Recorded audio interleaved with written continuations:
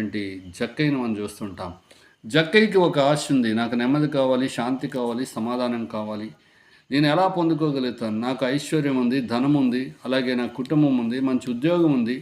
అయితే శాంతి కావాలంటే శాంతి ఇచ్చేవాడు యేసుప్రభు వారు అనుకుని యేసుప్రభుని చూడాలనుకున్నాడు. కానీ అవ్వలేదు. తన వల్ల కాలేదు గానీ జనులు గుంపు కూడి ఉండటం వలన చూడలేకపోయానని దైవ గ్రంథంలో రాయబడింది. అయితే ఆయన యేసు ఆ మార్గమున రానయున్నాడని తెలుసుకుని ఆ మార్గంలో ఉన్నటువంటి ఒక మేడి చెట్టుకి పైన కూర్చుని పైనుండి చూడాలనుకున్నప్పుడు యేసు ప్రభువారు జక్కయ్య యొక్క ఆశను, జక్కయ్య యొక్క హృదయాన్ని ఎరిగి ఆ స్థలానికి వచ్చిన తర్వాత ఆయన నిలబడి పైకెత్తి చూసి కనులు పైకెత్తి, జక్కయ్య త్వరగా దిగుము, నేను నేడు నీ ఇంట ఉండవలసి ఉందని యేసు ప్రభువారు పిలిచినారు.